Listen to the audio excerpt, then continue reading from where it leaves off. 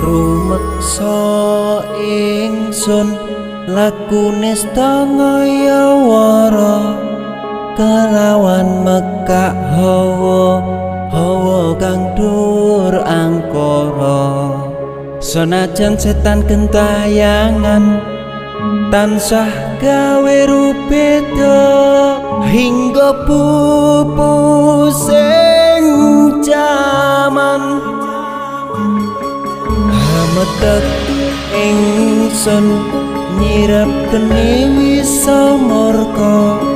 maperhardaning panca saben ules sing netra linambaran sih kawelasan ingkang paring kamulyan